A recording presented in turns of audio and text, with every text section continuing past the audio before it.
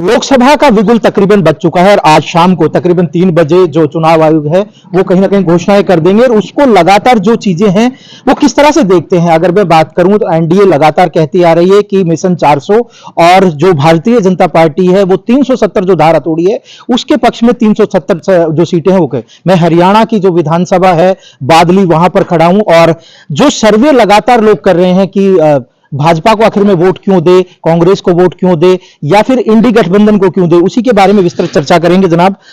लगातार जो लोकसभा जो चुनाव का जो बिगुल बज चुका है, किस तरह से देखते हैं आप इस चुनाव को? मैं देखता हूँ मोदी के कार्यकाल से बहुत अच्छे काम हुए हैं जितने भी है और बीजेपी सरकार आनी चाहिए दोबारा फिर। अगर जो रोहतक लोकसभा है जनाब, अगर मैं बात करूं रोहतक लोकसभा से, जैसे अरविंद शर्मा थे तो कोई अगर अरविंद शर्मा को टिकट मिलती है या इधर से दीपेंद्र कांग्रेस के इंडी गठबंधन के लोग होंगे तो किसको वोट देना चाहेंगे आप? अरविंद शर्मा को। आखिर में कारण क्या? अरविंद शर्मा अच्छे आदमी है, कभी भी किसी के मतलब गलत काम में साथ नहीं देते, अच्छे काम में सभी के सहयोग करते हैं। ठीक ठीक, अच्छा अच्छा, हाँ जी, बताओ। और मोदी उनको वोट देने से मोदी का और मजबूती मिलेगी जी। जनाब लगातार दीपेंद्र हुड्डा अगर गांव-गांव घूम रहे, शहरों में भी आ रहे हैं, लोगों से भी मिल रहे हैं, उन्होंने कहा कि एक अलग सा है कि मुझे अगर वोट देंगे तो विकास होगा। तो विकास पर आप वोट क्यों नहीं देना चाहते हैं? देखो जी, वोट विकास पे ही तो वोट दे रहे हैं, मोदी जी को वोट दे रहे हैं, विकास पे तो दे रहे हैं। अगर विकास अगर ये करते तो मोदी जी क्यों आते सरकार में? एम्स लेके आए हैं, वोट कह रहे हैं एम्स हमने बनवाया है, मेट्रो यहाँ तक कनेक्टिविटी हम लोगों ने दी है। मेट्रो तो कनेक्टिविटी अभी तक हुई नहीं है। बाकी एम्स जो है, एम्स की तो सिर्फ ओपीडी दिया इन्होंने, और एम्स तो दिया ही नहीं। जो कैंसर का जो एम्स बना है ये तो मोदी जी ने बनाया है, इन्होंने सिर्फ ओपीडी दी है। अच्छा, तो एक ओपीडी की वजह से क्या है कि सारी जनता थोड़ी उनको वोट दे सकती है। और भी तो बाकी मुद्दे हैं, देश हित के मुद्दे हैं। विदेशों में क्या है कि पूछते भी नहीं थे इंडियन को, जो आजकल लोग उनकी क्या है कि इतनी प्रशंसा करते हैं अगर कि आप मोदी जी के देश से आए हैं। तो ये जो गौरव बढ़ाया है देश का, ये मोदी जी ने बढ़ाया है। एक सवाल और, जो इंडिया गठबंधन है वो लगातार ये कह रहा है कि अब की बार मोदी सरकार कहीं ना कहीं जा रही है, क्योंकि जिस तरह के कुकर्म उन्होंने किया है वो लगातार बता रहे हैं कि भ्रष्टाचार अन्य मुद्दे भी हैं, उसका कोई फर्क पड़ेगा? जरा कुछ नहीं फर्क पड़ेगा, क्योंकि भ्रष्टाचारी तो खुद थे और वो मोदी जी को भ्रष्टाचारी बता रहे हैं, तो बिल्कुल सरासर गलत है।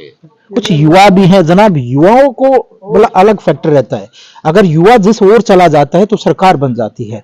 हर पार्टी कहीं ना कहीं युवा, दीपेंद्र हुड्डा तो बड़े युवा हैं, तो एक युवा की उस युवा के प्रति क्या संवेदना रहेगी या वोट के तौर पर क्या रहेगी जनाब? देखो जी, आज का युवा जो है ना वो बहुत जागरूक है। हाँ, उसको पता है कि सच क्या है, हकीकत क्या है, झूठ क्या है, फरेब क्या है। मतलब समझा नहीं। दीपेंद्र हुड्डा जो है वो मानता हूँ युवा है, लेकिन वो सच के साथी नहीं है, भ्रष्टाचार के साथी है वो।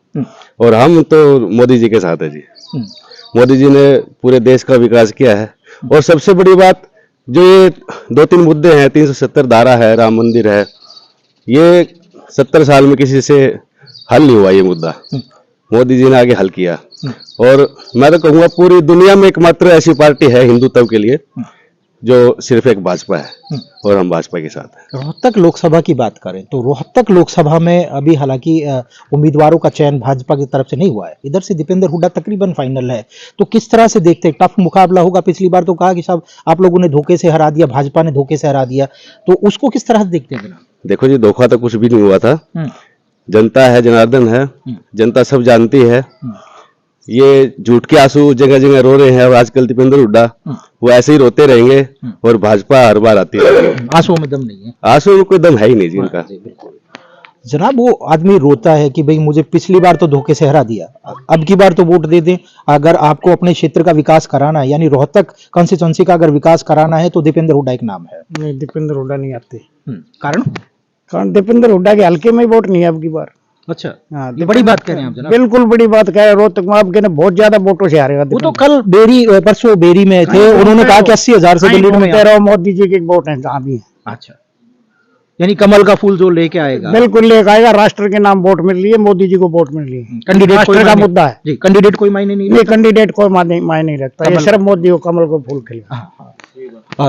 आप एक चीज और है कि जो लगातार जो वोट होगा वो सिर्फ मोदी पर होगा या फिर कोई, मानो रोहतक लोकसभा की बात करें, मोदी पे होगा वोट। अच्छा, मोदी पे होगा। रोहतक लोकसभा में 5 साल में क्या विकास हुआ, थोड़ा सा बता पाएंगे जनाब? रोहतक के विकास तो काफी विकास हुआ है रोहतक में, क्यों नहीं विकास हुआ है? बिल्कुल बिल्कुल। किस तरह से देखते हैं आप इस चुनाव को, किस तरह से देखते हैं? ये चुनाव मेन एक विकास के ऊपर है और सनातन धर्म के ऊपर है, और युवा आज जागरूक है, वो सब अपना क्या बोलते हैं विकास को और देश के राष्ट्रीय हित में जो भी पार्टी है उसके लिए वोट देगा, और वो भाजपा पार्टी है। एक रूमर बना रखा है जनाब कि जाट भाजपा को वोट नहीं देगा, ये बड़ा मुद्दा है, तो उसकी गुत्थी आप थोड़ा सा सुलझा दें। पहले तो अपनी जाति बता दें। हालांकि मैं एज ए पत्रकार कभी किसी की जाति नहीं पूछता, हम बिना जात के ही बड़ी प्रायोरिटी से खबर करते हैं, लेकिन एक मुद्दा सा चल रहा है कि जाट बड़े खफा हैं जनाब, ओबीसी पर ही कहीं ना कहीं दाव खेल रहे हैं, ओबीसी मुख्यमंत्री बदल दिया है, तो उससे कहीं ना कहीं जाट वर्ग पूरी तरह नाराज है जनाब। मैं जाट हूँ, आवासिंग गांव बादली, और जाट पूरा बीजेपी के साथ है, और जितना विकास हुआ है, जितना विकास बीजेपी ने किया है आज तक किसी ने नहीं किया। बात रही हमारे दीपेंद्र भाई की, दीपेंद्र भैया आंसू बहा रहे हैं, पीछे बीमार हो गए थे, तो ये अब की बार उसमें उनको वोट सिंपैथी की वोट नहीं मिलेंगी उनको, वो हारेंगे, 100 का 100 हारेंगे, कोई मतलब नहीं है। और हमारा क्या है, एक ही वजूद है, हमें मोदी जी हैं, बस हमें मोदी जी से मतलब है, हमें इन चीजों से कोई मतलब नहीं है। मोदी जी कौन सा चेहरा लेके आए, किसको लेके आए, जिसको भी बिठा देंगे हमारे यहाँ भैया इसको वोट देनी है, वही है हमारा। तो हमारा निशान पहले आ चुका है कमल का फूल। जजपा और भाजपा का जो गठबंधन टूटा है हवा सिंह जी, उससे कोई फर्क पड़ेगा क्या? उससे कोई फर्क नहीं पड़ेगा जी, उसमें कोई बात नहीं है। हम तो पहले ही समर्थ है, बीजेपी समर्थ है, बीजेपी अब की बार 400 के पार, 10 में से 10 में से 10 वही है हमारा। तो हमारा निशान पहले आ चुका है कमल का फूल। जजपा और भाजपा का जो गठबंधन टूटा है हवा सिंह जी, उससे कोई फर्क पड़ेगा क्या? उससे कोई फर्क नहीं पड़ेगा जी, उसमें कोई बात नहीं है। हम तो पहले ही समर्थ है, बीजेपी समर्थ है, बीजेपी अब की बार 400 के पार, 10 में से 10 में से 10, 10 में से 10 10 में से 10। एक सवाल और पूछ लेते हैं। दीपेंद्र हुड्डा ये कहते हैं कि लोकसभा की जो रोहतक लोकसभा की जो सीट है, अगर यहां से हो जाती है तो फिजा बदल जाएगी, उसके बाद में कांग्रेस की सरकार आएगी, 6000 वृद्धा पेंशन है, गरीबों को प्लॉट दे देंगे, तो सब उससे आपको क्या तकलीफ है? गरीबों को प्लॉट दे देंगे तो गरीबों को 10 साल पहले रह गए, क्या दे दिया इन्होंने? आज तक तो कुछ दिया नहीं इन्होंने। 10 साल पहले रह गए, 65 साल इनकी सरकार रहेगी कांग्रेस की, क्या दे दिया इन्होंने? इन्होंने देश को लूटा है, और सारे ये इंडिया जो गठबंधन बना सारे चोर है, चोर इकट्ठे हो गए। तो ये सोचो ना, फिर तो ये कुछ ना कुछ लग रहा है कि सारे चोर है, तभी तो मोदी जी के पीछे पड़े हुए हैं।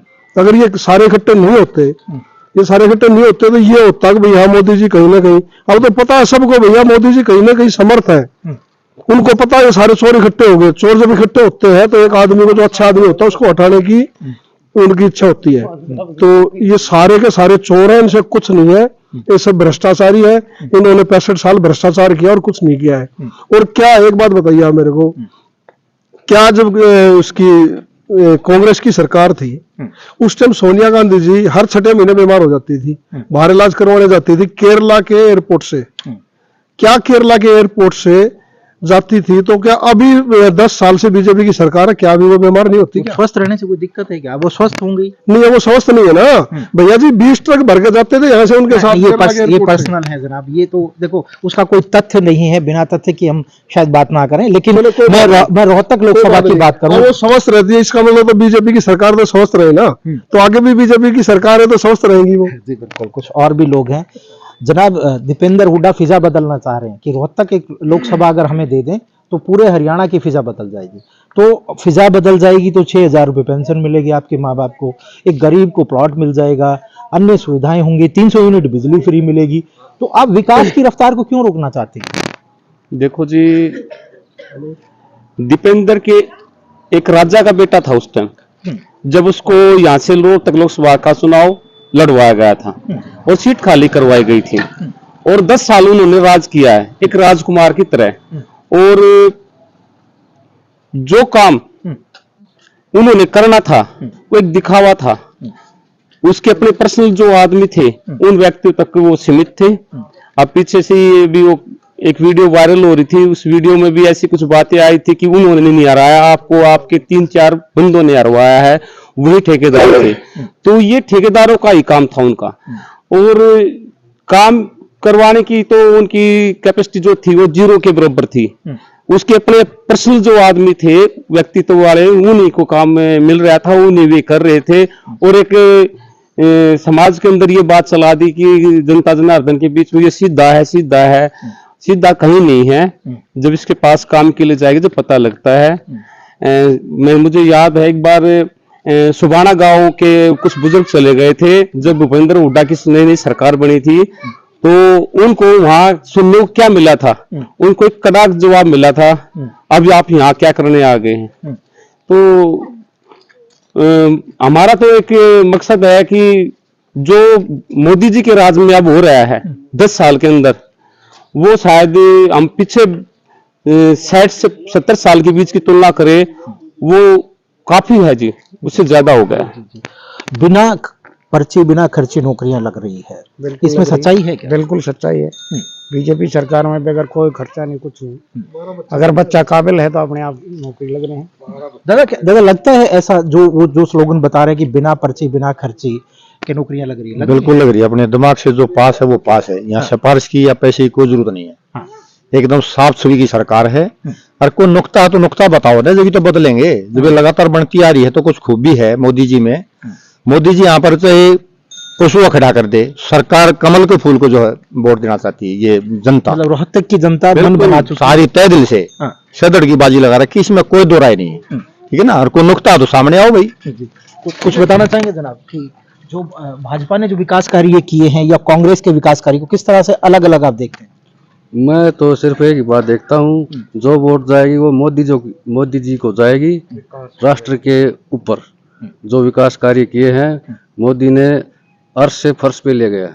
बिल्कुल, ये एक वे था जो मैं दूसरा पक्ष भी दिखाना चाहता था कि लगातार जो पूरे हरियाणा में एक माहौल सा तैयार किया जा रहा था कि दीपेंद्र से बेहतर कोई भी नहीं है, दीपेंद्र से ये वो विकास कार्य किए हैं। ये भी जनता है, ये भी रोहतक की जनता है, इनसे भी वक्तव्य जानना जरूरी है। लेकिन क्योंकि मैं लगातार अपने जो लिंक है लोगों के आ रहे थे या लगातार फेसबुक पर या यूट्यूब पर इस तरह का एक माहौल सा तैयार किया जा रहा था कि अब की बार धोखे से हरा दिया गया। तो लोगों ने बताया कि धोखा उनके साथ नहीं हुआ। धोखा पहले जब वो जीत के जाते थे तो उन्होंने किस तरह का जवाब दिया, ये सारी चीजें बताई। उन्होंने कहा कि राष्ट्र के नाम पर वोट होगा, मोदी के नाम पर वोट होगा। हालांकि अभी तक सिंबल यानी रोहतक कॉन्स्टिट्यूंसी से अभी ये भी फाइनल नहीं है कि किसको टिकट मिलेगी, लेकिन उन्होंने एक ही बात कहा कि कोई भी व्यक्ति आ जाए भाजपा को वोट देंगे। उन्होंने साफ तौर पर कहा कि कांग्रेस ने जिस तरह से विकास किया है वो जनता जानती है। उन्होंने कहा कि पहले वो राजा का बेटा था और राजा का बेटा होने के नाते उनका किस तरह का रूमर था वो भी सभी को ध्यान में दिया। शुक्रिया।